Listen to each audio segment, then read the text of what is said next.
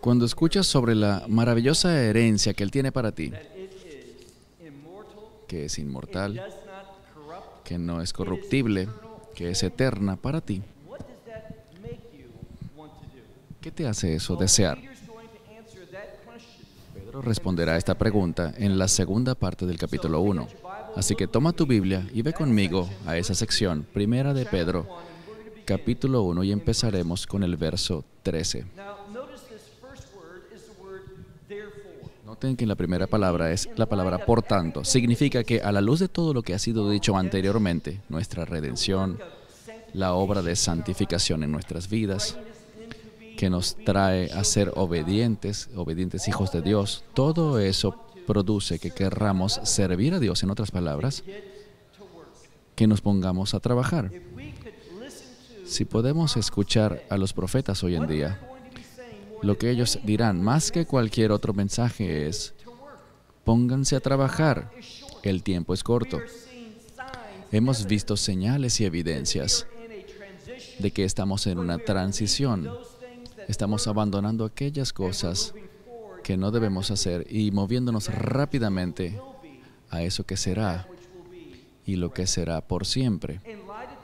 A la luz de esto dice: por lo tanto, ciñan los lomos de su mente. Piensen por un momento en Yeshua, la noche en la que fue crucificado o entregado para ser crucificado.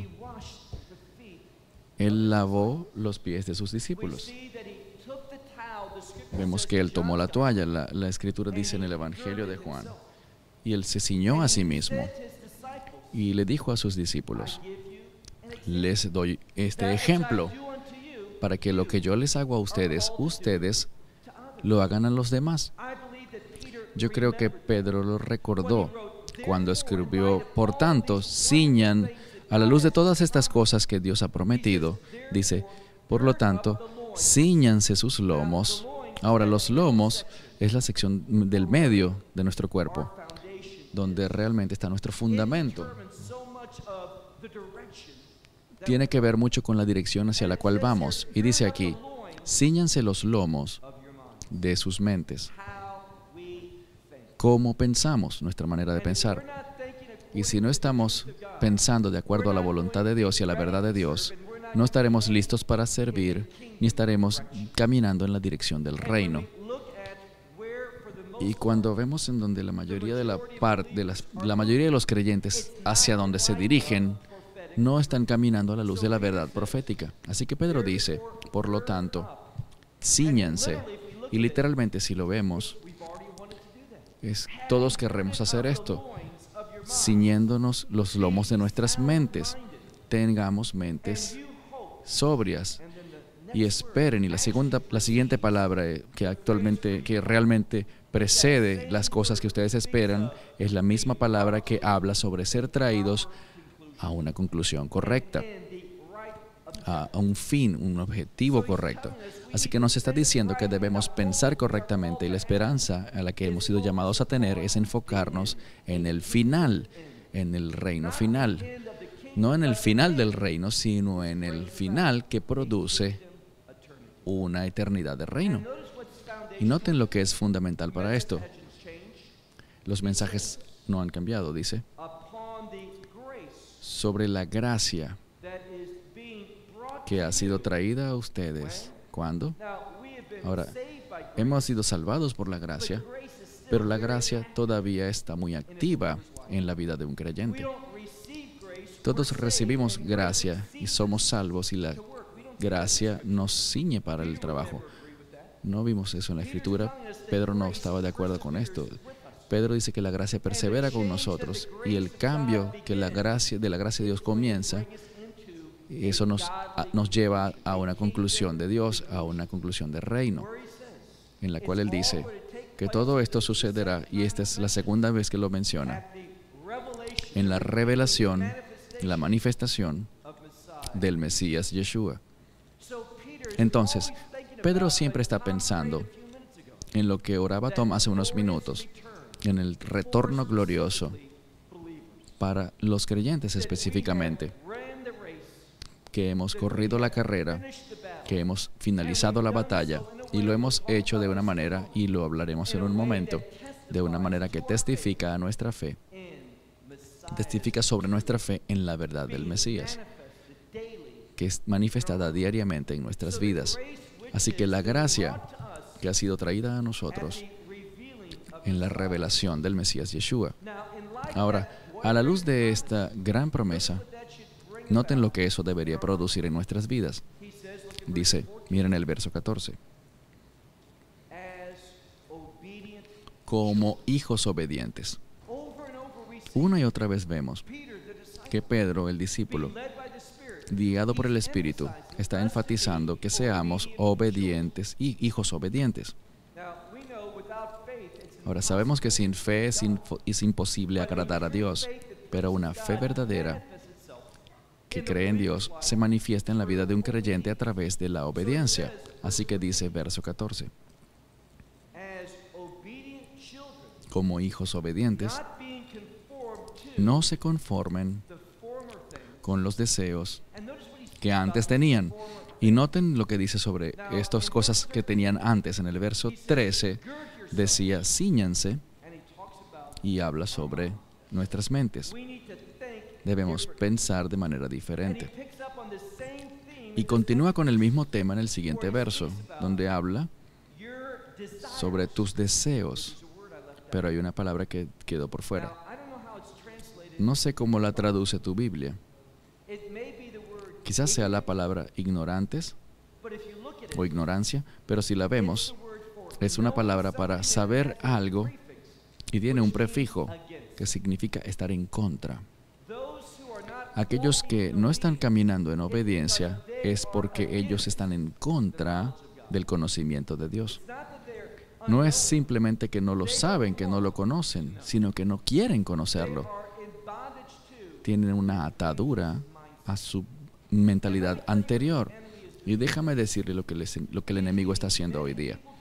Está guiando a muchas personas a creer que el mensaje de la esperanza no es una esperanza de reino, sino que es una esperanza por la cual nosotros recibimos nuestros deseos en este mundo. Y esa no es una fe bíblica. No es lo que hemos sido llamados a perseguir. No es el proceso de mentalidad que agrada a Dios. ¿Qué dice Pablo? Estamos estudiando a Pedro, pero Pablo dice algo muy parecido cuando dice, fijen su mente en las cosas de arriba, no en las cosas de la tierra, sino en las que están arriba, en lugares celestiales, en los cuales se sienta el Mesías. Así que hay un acuerdo. Él dice, como hijos obedientes, no se conformen con las cosas anteriores. Estos deseos que ustedes tuvieron antes, que estaban en contra del conocimiento, el conocimiento de la voluntad de Dios, sino que dice, verso 15, esto es lo que hemos sido llamados a pensar, sino que en cambio, de acuerdo con aquel que les llamó, noten la siguiente palabra, que les ha llamado a ustedes, y dice, este que es santo. Ahora, de nuevo, y he mencionado esto muchas veces, pero vale la pena repetirlo, porque por alguna razón escuchamos en nuestras mentes, en inglés o en español, cualquiera sea tu idioma, escuchamos santo de una forma diferente. Bíblicamente, santo, la santidad, siempre está vinculada en una persona. Lo que es santo es porque esa persona está comprometida con los propósitos de Dios. La santidad está relacionada con un objetivo, el objetivo de Dios. Así que Él nos ordena aquí, y lo vemos en el Antiguo Testamento también como un mandamiento. Pero dice, de acuerdo con aquel que los ha llamado, este es santo. Por lo tanto, ustedes conviértanse. ¿Saben lo interesante aquí? Esta palabra para convertirse está en pasivo, es decir, que no es algo que tú haces, sino es algo que tú recibes. Y lo que produce esta obra que te cambia, cuando tú empiezas a decir dos cosas. Primero, cuando te rindes al decir, yo quiero servir a Dios. No es que quiero que Dios me sirva a mí, sino que yo estoy comprometido con sus propósitos, sus objetivos. estoy pensando de esta forma. Cuando empezamos a pensar de esta forma, reconocer que somos llamados a servir, vemos aquí que eso produce un cambio en nosotros. Y Él dice, para que ustedes se conviertan en santos, en todo, y esta es la tercera vez que usa esta palabra, en toda conducta o comportamiento. Ahora, no sé por qué algunas Biblias dirán en habla, en su hablar, pero esta palabra no es para hablar, sino para conducta.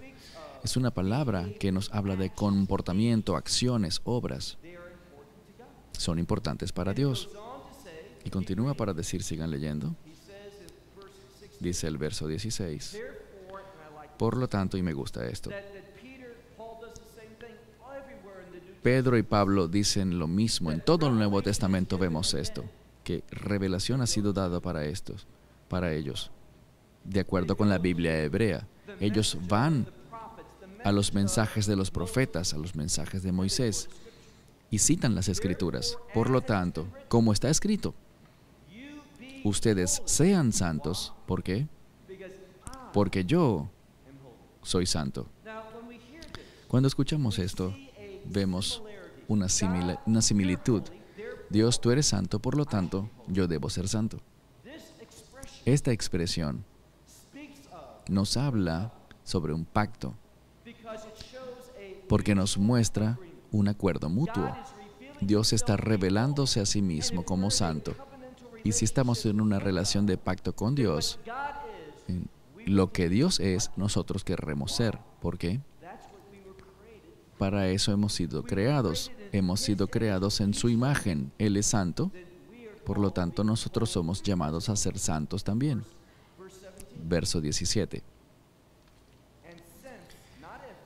Y dado que no dice sí condicionalmente, sino ya que el Padre les ha llamado a ustedes, y este Padre, noten lo que dice, que Él es imparcial, que no tiene favoritismos. Aquel que les ha llamado, aquel que es imparcial en lo que tiene que ver con el juicio. Ahora, hay muchas personas que enseñan la Biblia, y yo les sugiero esto. Si están escuchando a un predicador o están en una congregación en la cual nunca les hablan sobre juicio, tengan mucha preocupación. Hablar sobre el juicio de Dios no es popular. Hay personas que tienen muchos seguidores, pero nunca les hablan sobre el juicio de Dios. Pero cuando vemos a aquellos a quienes el Espíritu Santo inspiró para escribir la palabra de Dios, ellos hablaban con frecuencia sobre el juicio de Dios. De hecho, el nombre básico de Dios, Elohim en hebreo, revela un Dios que es un Dios que juzga. El concepto más básico de Dios en hebreo es el Dios que juzga. Alabado sea Dios, porque su juicio, si le preguntan a la mayoría de los creyentes, y tú mismo responde esta pregunta, ¿qué produce el juicio de Dios? Su orden. Eso es lo que buscamos, eso es lo que deberíamos desear, que el orden de Dios esté en mi vida. Dios es fiel y sin parcialidades Él juzgará a todos los pueblos. Y de nuevo, el mensaje de Pedro no es un mensaje de salvación. Él no está hablando en su mayoría para gente no creyente. Él está hablándole a creyentes judíos, recordándoles su asignación, su tarea. Así que, seamos judíos o gentiles, eso no importa. Como creyentes todos tenemos la misma instrucción, la misma tarea y el mismo Dios que a todos nos provee. Así que dice, en esencia, ya que el Padre les ha llamado, este que es imparcial con respecto al juicio, Él es un juez y Él lo hará, Él juzgará, no con respecto a salvación, sino que estamos hablando de una recompensa del reino. Por lo tanto, dice, de acuerdo con con las obras de cada uno, con lo que hayamos hecho. Ven, Necesitamos madurar. El mensaje del Evangelio es un mensaje maravilloso, es fundamental.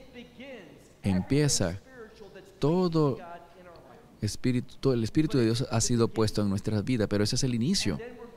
Y luego somos llamados a madurar. De esto se hablará más adelante. Hemos sido llamados a madurar y crecer.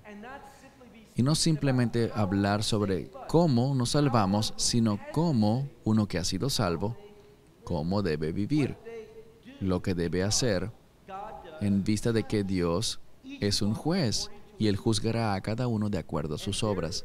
Por lo tanto, debemos ser personas. Y esta última parte del verso 17, en el texto griego, es un poquito entrecortado. Dice, para recompensar a cada uno de acuerdo con sus obras en temor, porque el tiempo de vuestra peregrinación, esta es la segunda vez que utiliza la palabra peregrino, y nos habla sobre moverse hacia el lugar correcto.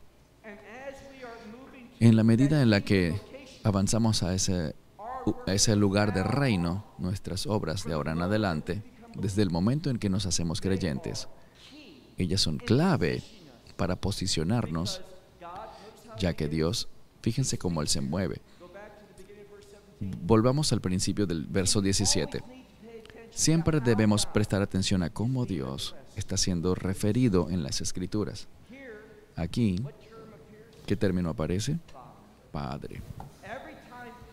Cada vez que se menciona la palabra Padre, debemos pensar en Dios como un proveedor. Así que el contexto es el siguiente. Dios nos está diciendo cómo podemos recibir su provisión. No podemos hacer nada que le agrade a Dios y le glorifique, nada que produzca que seamos receptores de sus grandes bendiciones y promesas sin su provisión. Una de las principales preguntas que deberías preguntarte cada día es, Dios, ¿dónde debo estar? ¿Qué debo estar haciendo? Con el fin de que yo pueda ser un receptor de tu provisión en mi vida, porque sin ella no puedo hacer nada que sea bueno. No puedo hacer nada que te glorifique a ti. Tú no te alegrarás con mi vida, no me verás como alguien agradable. Nada bueno puede producirse si no tenemos la provisión de Dios. Así que el verso 17, al hablar del Padre que juzga sin parcialidades, de acuerdo con las obras de cada uno, en temor, es decir, quiere decir esto, el temor se refiere a darle a Dios la prioridad. Durante este tiempo de nuestra peregrinación. Y luego lo finaliza de nuevo con la misma palabra, que habla sobre conducta. Así que durante este tiempo de peregrinación en este mundo, Él dice,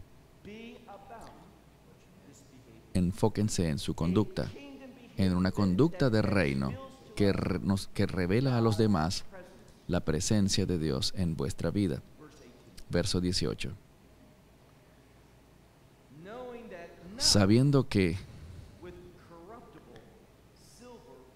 no con oro o plata corruptible ustedes han sido redimidos. Usualmente, si estuviésemos hablando de redención, es Dios quien hace la obra de redención. Pero cuando hablamos sobre unos que ha sido redimido, ha sido redimido. Yo no hago nada para ser redimido. Nosotros recibimos la redención. Y esa redención que recibimos es un término de contabilidad. Esa palabra en su origen, redención, es una palabra de negocios que habla sobre un pago que produce una transferencia de propiedad, de titularidad. Así que Dios hace un pago, sabemos lo que es. No se trata de oro o de plata, que es corruptible, que perece, sino que nos habla aquí. Ustedes han sido redimidos. Y así es como sabemos que le habla a creyentes. Ustedes han sido redimidos. Noten la siguiente frase. De su inutilidad. La mayoría de las personas están viviendo, y la mayoría de los creyentes hoy están viviendo una vida de futilidad. ¿Por qué? Porque están buscando que Dios haga lo que ellos quieren recibir, y eso es algo muy tonto. Nadie será feliz verdaderamente si logra hacer su voluntad para su vida. ¿Escucharon bien? Si ustedes obtienen todo lo que quieren, ustedes vivirán eternamente en arrepentimiento. Se los garantizo. Nadie, y lo digo con frecuencia, nadie tropieza cuando está en la voluntad de Dios. Siempre su voluntad debe ser manifestada hacia nosotros.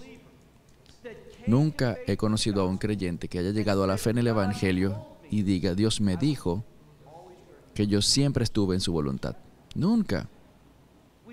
Uno no se tropieza con la voluntad de Dios. La voluntad de Dios se nos revela. Y cuando uno encuentra la fe trae grandes cambios. Si estábamos en las tinieblas, no podíamos estar donde Dios quería que estuviéramos. Como dijo Don en la canción, debemos salir de la oscuridad a su luz maravillosa. Eso es un resultado de su provisión. No hay manera de que seamos luz, de que recibamos revelación, si no hemos sido primero redimidos. Hablando de una revelación de los propósitos de Dios en nuestras vidas. Así que Pedro está diciendo, ustedes no han sido redimidos con cosas de este mundo, con las cosas preciosas de este mundo, que es lo que la mayoría de la gente busca, oro y plata. Ustedes han sido redimidos de su inutilidad, de su vanidad. La mayoría de las cosas que la gente busca hoy son inútiles. Y es una palabra para algo vano, fútil, algo que no tiene significado desde un punto de vista eterno. El rey Salomón, Shlomo, en Eclesiastés, habla mucho de esto. Él decía, he tenido todas las oportunidades, más que cualquier otro ser humano, para obtener todo lo que yo anhelaba, todo lo que yo deseaba. No me restringí de nada. Pero ¿qué dijo al final? Vanidad de vanidades. Óyelo bien. No te enfoques en la vanidad, en la inutilidad. Rivka y yo estábamos en una iglesia en Georgia. No quiero ofender a nadie de Georgia, pero nos sorprendió que al inicio del servicio hicieron una proclamación sobre que decían, yo soy un hijo de Dios y yo declaro que yo declaro lo que Dios me dará esta semana. Y déjame decirte, todo lo que estamos buscando son cosas inútiles y vanas. ¿Por qué? Nada de ello es eterno. Nada de ello es duradero. No hay nada malo por orar por buena salud, pero yo les garantizo, a menos de que estés vivo al momento del rapto, puede que lo estemos, pero si no, tú vas a llegar a un punto en el que tu salud fallará. No hay nada en este mundo que sea eterno. Nada en este mundo. Tienes que escapar de este cuerpo, de este mundo, para llegar a la eternidad, en otras palabras, al reino. No estén orando y enfocándose en aquello que en última instancia es inútil, es decir, atado a este mundo. Hemos sido redimidos de la vanidad. Y dice aquí que, recuerden, ¿a quién les está hablando Pedro? En su mayoría no a los gentiles, está hablando a creyentes judíos. Y les dice a ellos, y esto es algo que está plagando el movimiento mesiánico hoy en día, es que están demasiado metidos, ¿en qué? Demasiado metidos con las tradiciones de los padres, de los patriarcas. Y no hablo de Abraham, Isaac y de Jacob. Estoy hablando de los padres, los sabios, los ancianos del judaísmo. Pedro dice, ustedes han sido redimidos de tales vanidades, de estas conductas que fueron entregadas a nosotros por los padres, es decir, los sabios, los ancianos. Verso 19. Ahora, Él nos dirá que hemos sido redimidos por la preciosa sangre de Jesús, del Mesías, como de un cordero sin mancha y sin arrugas. La sangre de un cordero perfecto. Ahora, a pesar de que los corderos en el templo eran examinados, ninguno de ellos era perfecto.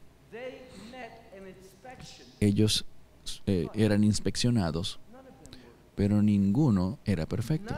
Ninguno, obviamente, eran el Hijo de Dios. El Mesías de manera perfecta, perfectamente santa, perfectamente justa, perfectamente sin pecado. Y fue su sangre la que nos redimió.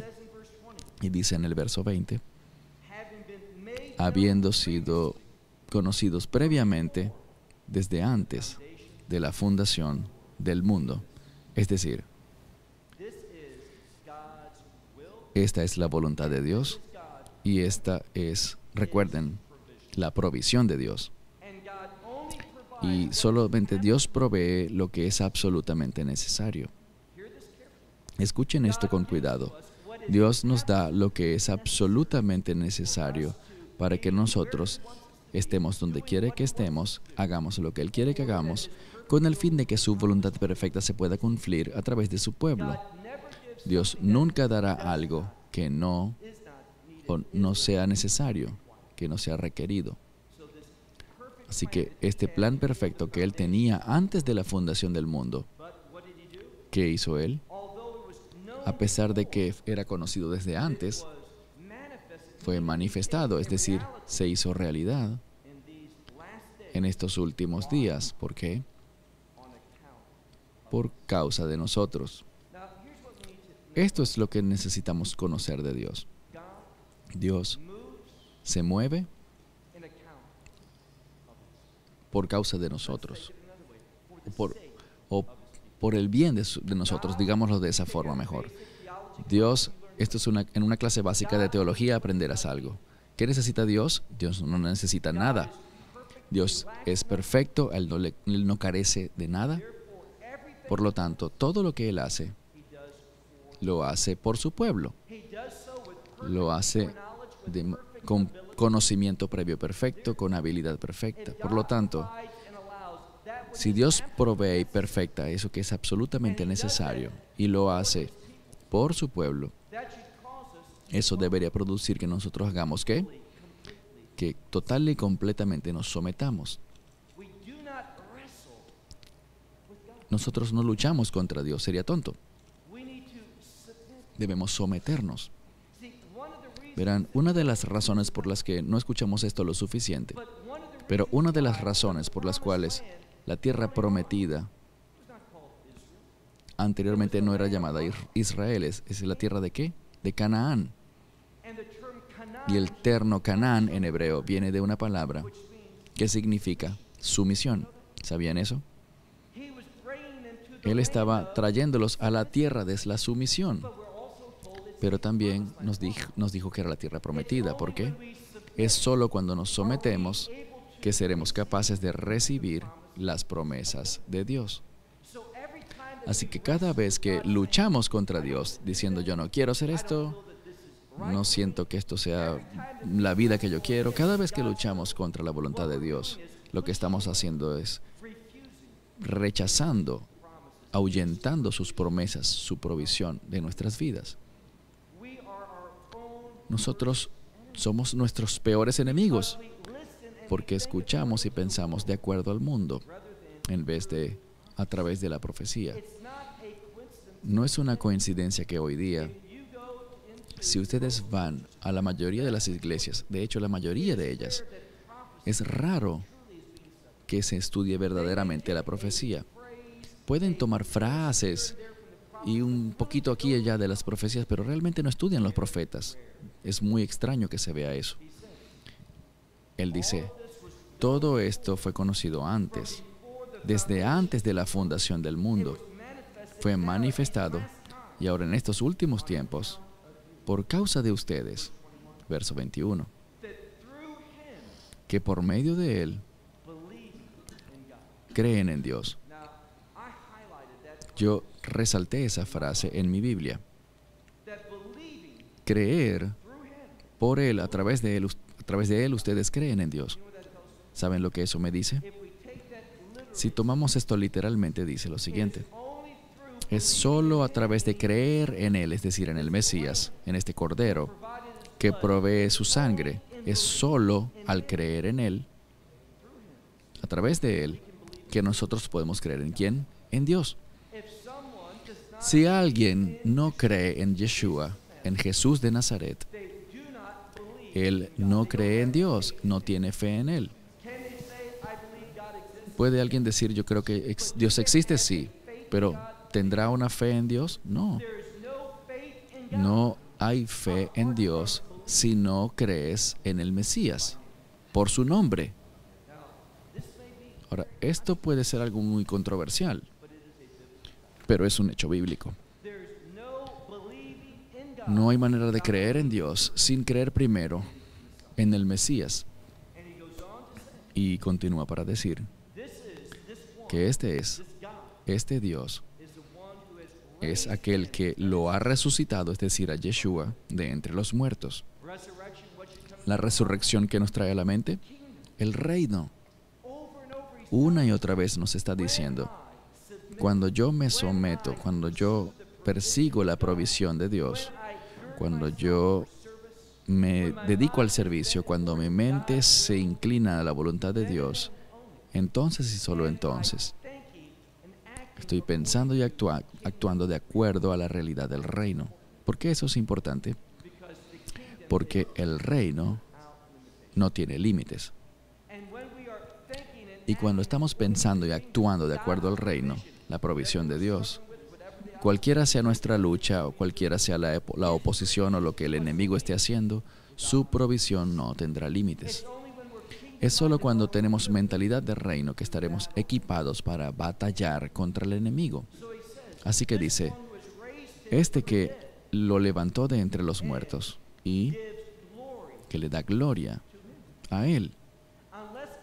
A menos de que yo tenga mentalidad de reino, a menos de que yo realmente crea en su resurrección, en sus promesas de reino, yo no seré una persona que dará gloria a Dios.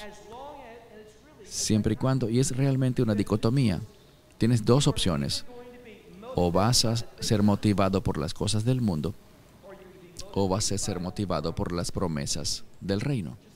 Así de simple, no hay posición en el medio. Amén. ¿Y cuál será el resultado? Mira el texto. Dice aquí, cuando yo, creyendo en Dios, mi vida refleja esa creencia, esa fe, yo voy a darle gloria a Dios, de manera que vuestra fe y esperanza sean en Dios. ¿Qué aparece de nuevo? La palabra esperanza. Una y otra vez en Primera de Pedro, esta palabra, este concepto, esperanza, emerge.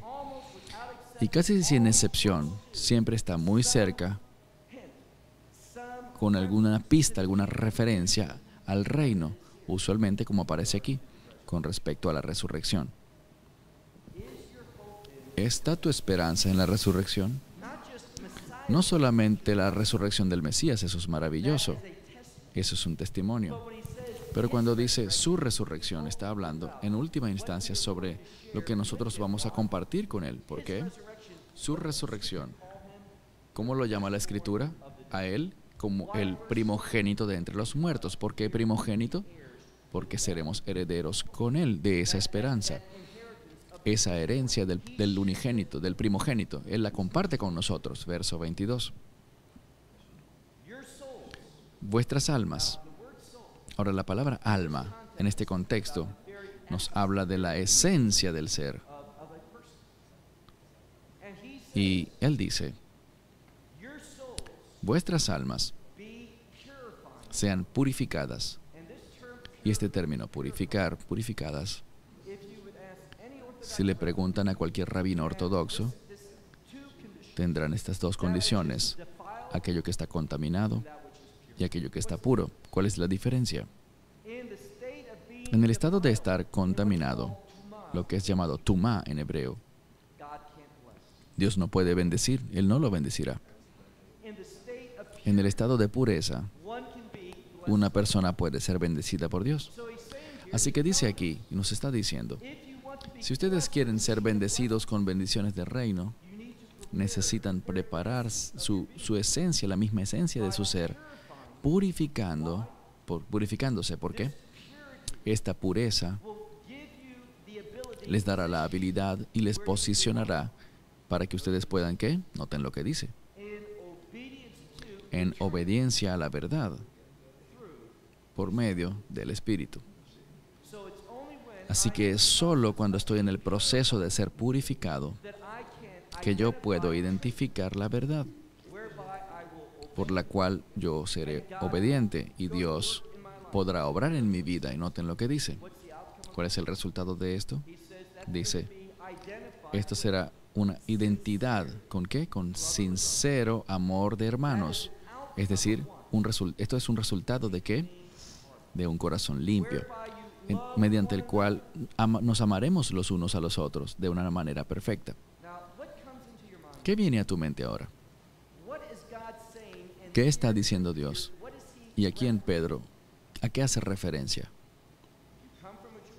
Si vienes de un trasfondo judío y escuchas amor fraternal, ustedes se aman unos a otros con fervor. ¿En qué pensamos? En la Torá.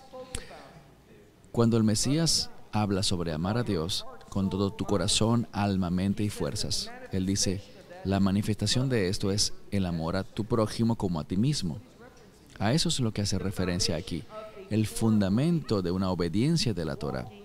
Caminar y demostrar el amor unos a otros y hacerlo de manera fervorosa. ¡Qué palabra tan poderosa! ¿Cómo puedo hacerlo? Verso 23. Puedo hacerlo no en la carne, no por medio de mi propia habilidad humana, sino que dice aquí, habiendo sido nacidos de nuevo, no por medio de una semilla corruptible, no por nacimiento humano, sino por una simiente incorruptible. ¿Cuál es esa simiente? La referencia es por medio de la palabra viva de Dios. Cuando enfatizas las Escrituras y dices, Dios, más que cualquier otra cosa, yo quiero aplicar tu palabra a mi vida, todo cambia. ¿No es así? ¿No es así? Todo empieza a cambiar. Cuando tú deseas y dices con sinceridad, Dios, yo quiero ser el hombre, quiero ser la mujer en quien tu palabra me ha llamado a ser, lo primero que ocurre es que empiezas a ver las cosas, tu perspectiva cambia y esa perspectiva cambia para darte oportunidades y verás oportunidades para servir a Dios, cómo ser de bendición para otros, cómo ministrar a otros. Verás esas oportunidades y de nuevo tienes que tomar una decisión. Por toda la Escritura, Dios siempre está llamando a su pueblo a tomar decisiones correctas. Así que tienes una perspectiva, un cambio de perspectiva, ves las cosas diferentes, ves oportunidades para servir a Dios. Y de nuevo debes tomar una decisión. ¿Quiero hacerlo? Y voy a interrumpir mis propósitos y mis planes y todo lo que estoy haciendo en mi vida para comprometerme en la vida de otra persona. Cuando tú dices sí a Dios, entonces eso libera su provisión. Él empieza a moverse con el fin de equiparte para que haga su voluntad. Esto es de lo que Pedro estaba hablando aquí. Así que dice, habiendo sido nacido de nuevo, no de una simiente corruptible, sino de una que es incorruptible. Es decir, mediante la palabra de Dios. ¿Qué está diciendo? ¿Por qué dice la palabra viva de Dios? Porque se hace viva en nuestra conducta y permanece. ¿Por qué? ¿Qué dice tu Biblia? Por la eternidad. Cada vez que veas la palabra eternidad, es otra palabra del reino.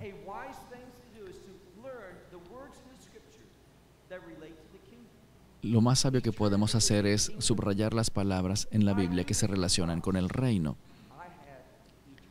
Y hacemos esto porque tenemos eternidad. Todos tenemos eternidad en alguno de dos lugares. Habrán personas, como vimos en ese relato de Lázaro y el hombre rico. No se sabe el nombre del hombre rico, pero sabemos cómo pensaba. Él tenía gran remordimiento en su vida. Su único pensamiento era que aquellas personas que él amaba, que alguien fuese enviado a ellos para testificar, no cometan el mismo error de perspectiva que yo cometí. Una de las cosas que me encantan sobre ese relato, creo que es un hecho real. Nunca dice que es una parábola, yo no creo que lo sea. Pero el hombre rico, este Lázaro, el Lázaro llegaba a la puerta del rico. Y tú puedes pensar, ¿sabía realmente el rico que él estaba allí?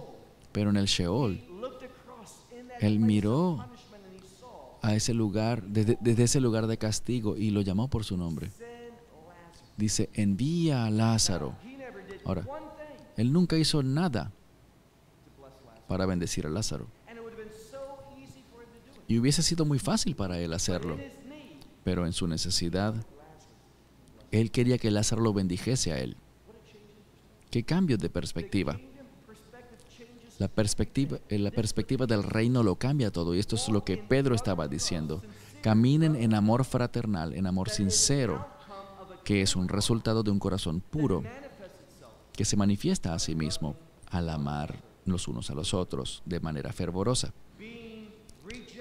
Sean regenerados, siendo regenerados, nacidos de nuevo, no de una semilla corruptible, sino de una incorruptible, por medio de la palabra de Dios viviente que permanece para siempre.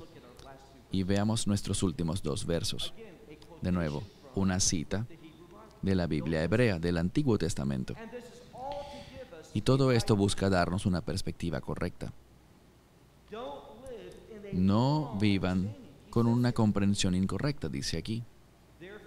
Por lo tanto, este término griego significa basado en lo que acabamos de aprender, como resultado de lo que hemos aprendido de Pedro, dice. Por lo tanto, toda carne. ¿De quién está hablando? ¿Hay alguna excepción? No. Esta es una palabra que implica toda la humanidad. Dice, por lo tanto, toda carne es como la hierba.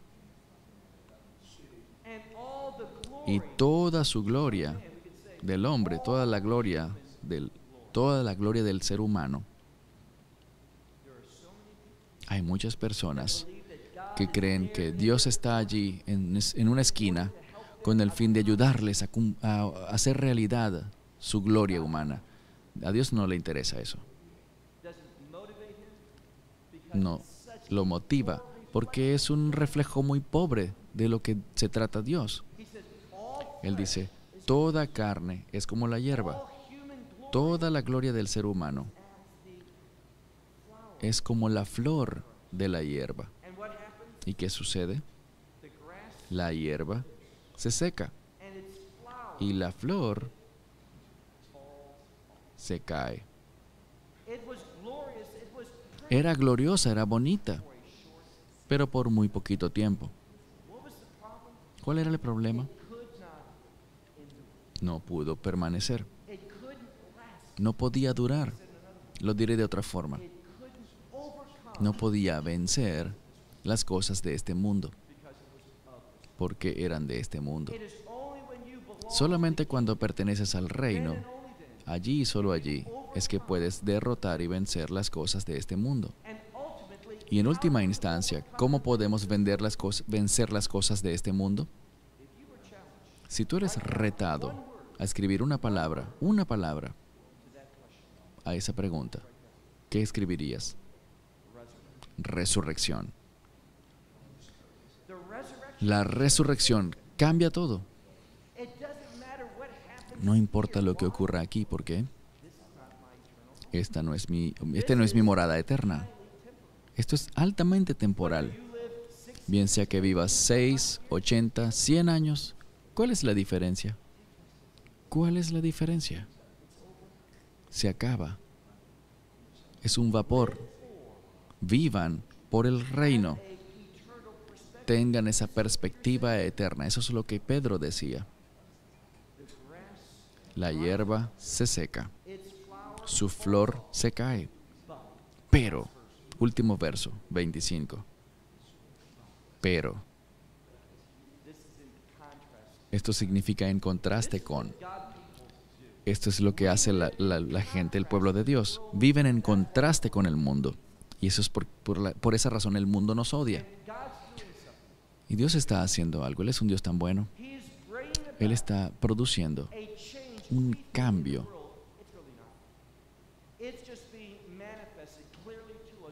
Un cambio que manifiesta realmente de qué se trata el mundo. Si me preguntas, ¿en qué se enfocan todos los que están pensando en el mundo? Ellos se enfocan en controlar. Eso es lo que vemos hoy en día. Vemos la manifestación de los deseos del enemigo por controlar. Y todo se resume en una pregunta muy sencilla.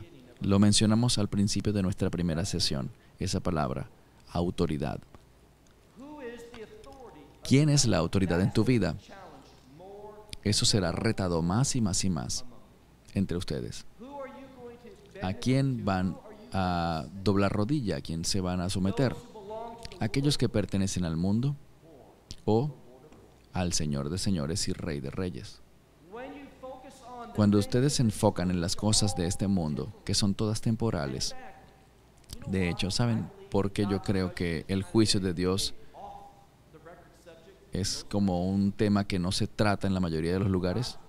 Porque el juicio de Dios, lean al final del libro de Apocalipsis, todas las cosas preciosas del mundo, Dios las destruirá en un momento. Pregúntate algo a ti mismo. ¿Estoy orando, estoy obrando por cosas que van a ser destruidas por el juicio de Dios? ¿He trabajado toda mi vida para estas cosas que en un momento serán destruidas? ¿O estoy obrando, sirviendo a Dios por aquellas cosas que son eternas? Y cuando venga el fin, serán perfeccionadas. Porque si yo, en las cosas que yo no haga perfectas para el reino de Dios, Dios las va a perfeccionar, las refinará y terminarán teniendo una forma perfecta para la eternidad en su reino. Último verso, 25. Pero la palabra del Señor, en contraste con la hierba y la flor, la palabra del Señor permanece para siempre. ¿Qué es la palabra para siempre? Una palabra de reino. Es la palabra del Señor. Y hay un cambio. Porque anteriormente, si regresas al verso 23, cuando habla sobre la palabra viviente de Dios, es una palabra diferente para palabra. Es un término, el término es rema, el cual es una proclamación, pero aquí está la clave. No es tu proclamación. Muchas personas se enojan. Está bien enojarse, pero bueno, mejor no entremos en detalles. Pero todas estas enseñanzas sobre proclamar y declarar siempre están arraigadas en el orgullo. Arraigadas en el orgullo. Yo declaro esto y lo otro. No. Todo está debe estar basado en la proclamación de Dios. Yo escuchaba a una persona y decía, yo voy a proclamar salvación para tus hijos y los hijos de tus hijos. ¿Dónde está eso en la Biblia? ¿Queremos eso? Por supuesto que lo queremos.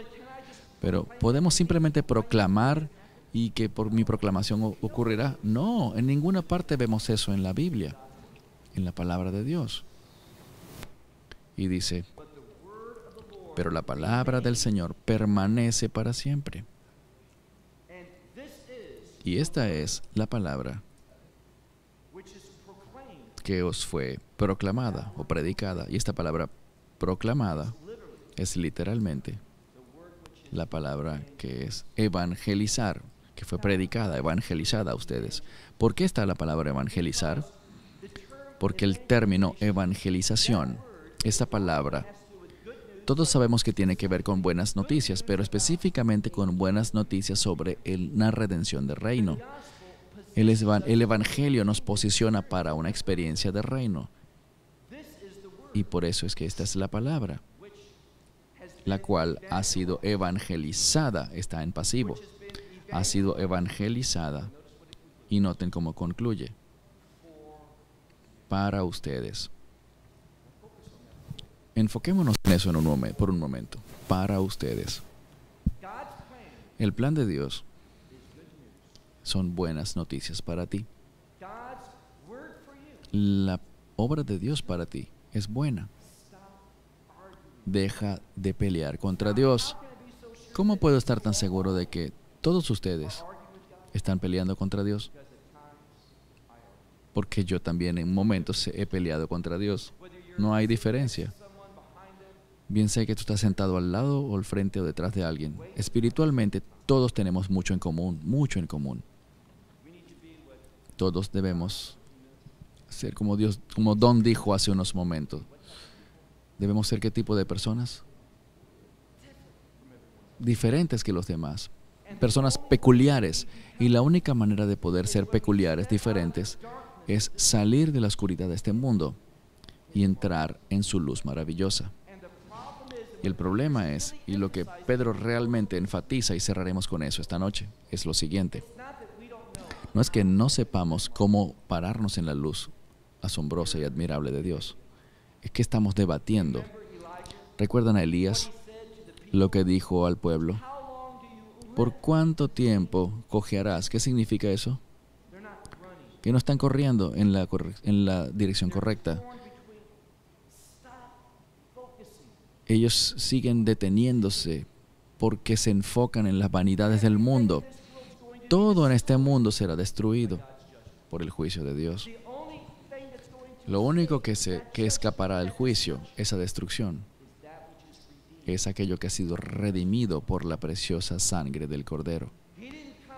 Él no vino a redimir las cosas de este mundo. Vamos a ver cuando avancemos en Primera de Pedro, que Él nos enseñará sobre cuáles son las cosas de este mundo. Y el reto para ti es este. Bien sea que tú estés persiguiendo, aferrándote, persiguiendo aquellas cosas, o si vas a entender, esto será un gran término mañana, si vas a entender el concepto bíblico de la libertad. Una de las palabras más pervertidas dentro de la comunidad de creyentes es esta palabra, libertad. Necesitamos conocerla desde una perspectiva bíblica. Dios, te amamos. Ayúdanos a caminar y en un amor que demuestre y que se demuestre a sí mismo por medio de la obediencia, que podamos ser un pueblo que dobla su rodilla delante de ti, que confiesa que tú y solo tú eres el Señor de nuestras vidas. Señor, oramos que traigas destrucción a aquellas cosas de nuestra vida que están en contra de tu propósito y de tu plan. Que nos veamos a nosotros traídos a convicción de todas esas cosas que tú odias, y que seamos personas que persiguen esas cosas que te agradan a ti. Sí, sí. Ayúdanos a demostrar el hecho de que somos nuevas criaturas en el Mesías, porque este es nuestro deseo, a través de nuestro Salvador y Señor Yeshua. En su nombre oramos. Amén. Esperamos que te hayas edificado con el mensaje de hoy y lo compartas con otros. Te invitamos a seguir nuestros estudios cada semana por este canal y por el portal de YouTube de Amarás a Israel. También puedes descargar nuestra aplicación móvil gratuita, Mi Estudio Bíblico. Finalmente, para obtener más información sobre nosotros, visita nuestra web amarasaisrael.org, donde encontrarás otras conferencias de Baruch en audio, video y texto. Hasta el próximo programa. Que el Señor te bendiga en Yeshua HaMashiach, Jesús el Mesías, mientras caminas con Él. Shalom desde Israel.